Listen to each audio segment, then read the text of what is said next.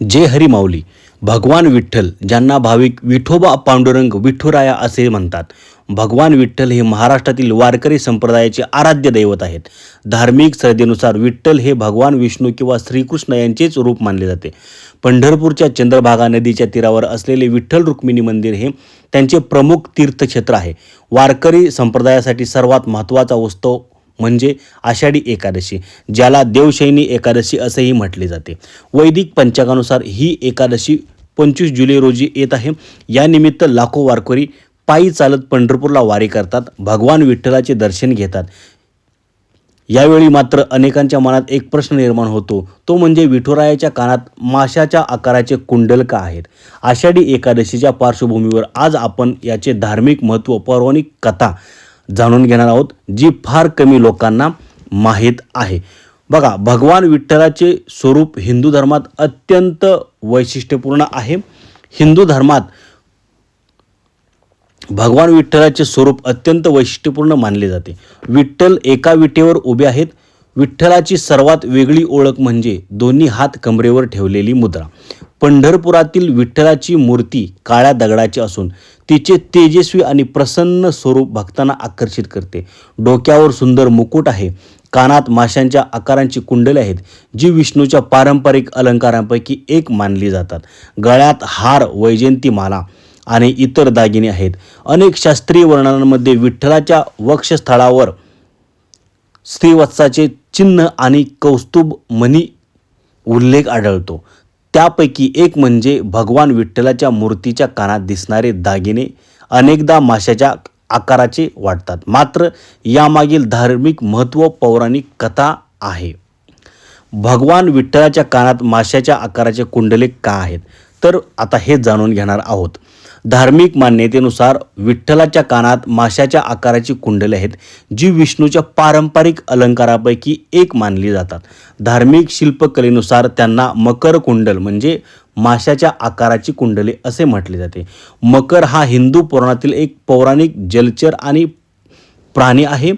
काही कलाशैलीमध्ये त्याचे रूप मासा, मगर आणि इतर जलचरांच्या मिश्र स्वरूपात दाखवले जाते.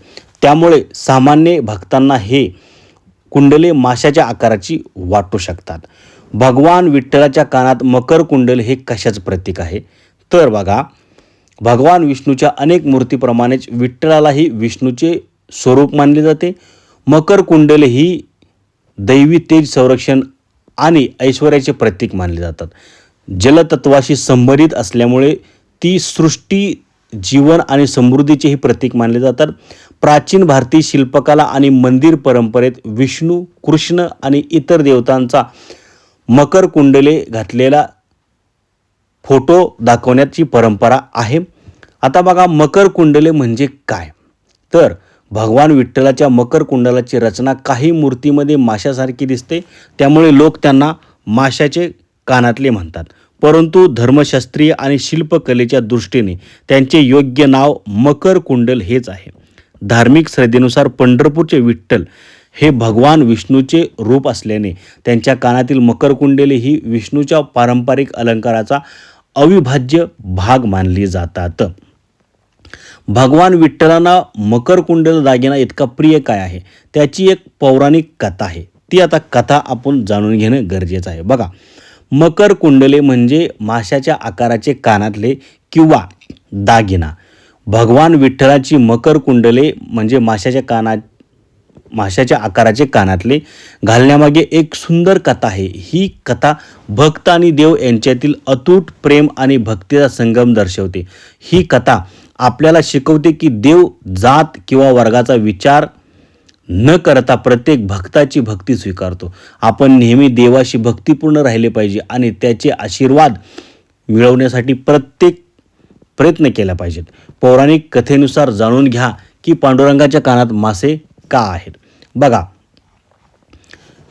एक गरीब कोळी होता, जो भगवान विठ्ठलाचा मोठा भक्त होता. एके दिवशी तो देवाला आपला मासा अर्पण करण्यासाठी मंदिरात गेला, परंतु मंदिरातील पुजारी आणि उच्च जातीच्या लोकांनी त्याला थांबवले, कारण तो कोळी होता आणि देवाला मासे अर्पण करणे योग्य मानले जात नव्हते. तो कोळी बाहेर निराश होऊन उभा होता आणि त्याने देवाला प्रार्थना केली की त्यांनी त्याच्यासमोर प्रकट होऊन त्याचे अर्पण स्वीकारावे. त्या कोळ्याची भक्ती आणि प्रेम पाहून भगवान विठ्ठल मंदिरातून बाहेर प्रगट झाले. त्यांनी त्याला विचारले की त्याला काय हवे आहे. कोळ्याने आपली अडचण सांगितली आणि म्हणाला की त्याला आपला मासा देवाला अर्पण करायचा आहे. त्या कोळ्याच्या भक्तीने प्रसन्न होऊन भगवान विठ्ठलांनी त्याचा मासा आपल्या कानात कर्णभूषण म्हणून घातला. या घटनेनंतर भगवान विठ्ठल मकर कुंडले धारण केलेले दाखवले जातात, जे भक्त आणि देव यांच्यातील प्रेम आणि समानतेचे प्रतीक आहे. भक्त हो मंडळी, माऊली तुम्हाला कशी वाटली ही कथा? व्हिडिओ कसा वाटला कमेंट करून नक्की सांगा. धन्यवाद. रामकृष्ण हरी.